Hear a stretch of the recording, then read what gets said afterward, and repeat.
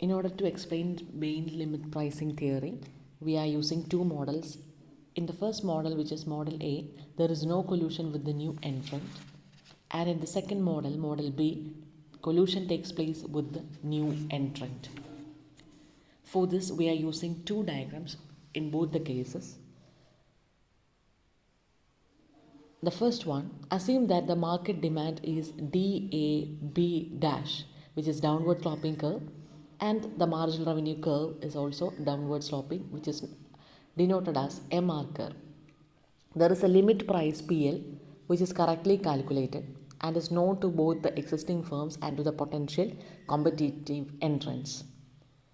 PL is the limit price, which is already set, and because of that only the part AD dash, which is the downward part of the demand curve, and the section AM, which is again the downward part of the MR curve, are certain to the firms.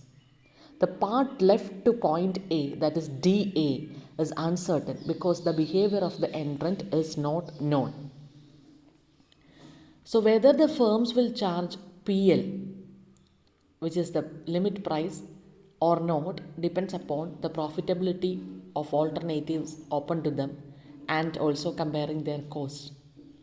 Assume that LAC, long run average cost, which is uniquely determined by the addition of LMC, is equal to LAC of the oligopolist condition, collusive oligopolist exactly, is LAC1. So the long run average cost is LAC1.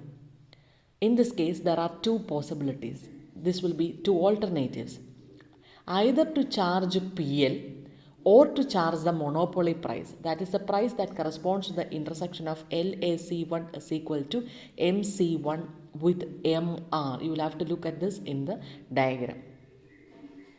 So this price will be higher than PL1 with the given LAC1, but its precise level is uncertain post entry. Thus, the profits in the second alternative are uncertain and must be risk discounted. The firm will always compare the certain profits from charging the limit price, which is PL, with the heavily discounted profits from the second gamble alternative. Anyway, the firms want to make maximum profit. They are interested in getting profit without taking any risk.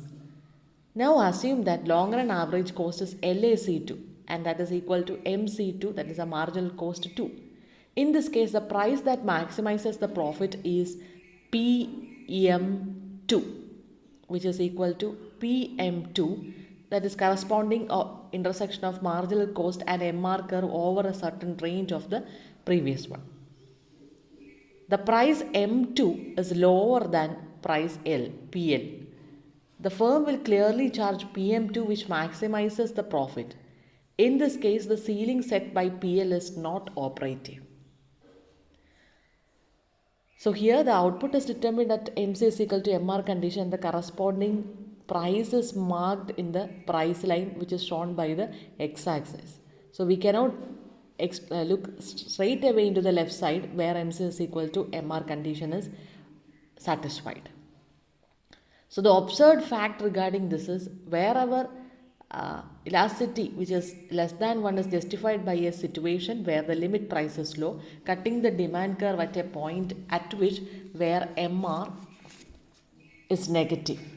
So in summary, what we can say is that the entry preventing price PL is defined at various alternatives. So there are three alternatives open to the established firms, that is to charge the price equal to the entry preventing price, which is PL, and prevent entry, to charge a price below PL and also prevent the entry, and the third one is to charge price above PL and to take the risk associated with ensuring entry and the indeterminate situation that arises in the post entry period. So all these three situations are open to the firm and they can make a decision on their own.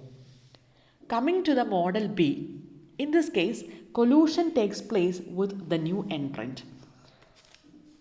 So in this condition, we'll have to look into another diagram. The new demand curve DD double dash curve is known with the certainty at all points as the consequences of collusion, and so is the corresponding M double dash, which is the marginal revenue curve. Again, the alternative open to the firm are three: either charge PL and exploit AD dash without entry, or charge a price above PL and attract entry.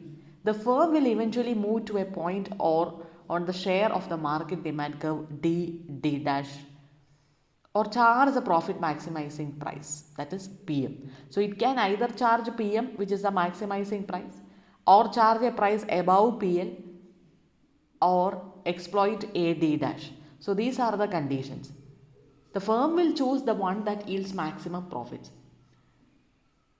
So there are certain crucial assumptions regarding this analysis. Firstly, that the entrants react on the basis of current price. They expect the price charged by the established firms to continue in the post-entry period. Secondly, that the established firms are aware of the threat of potential entry. Thirdly, that the established firms can estimate correctly the limit price.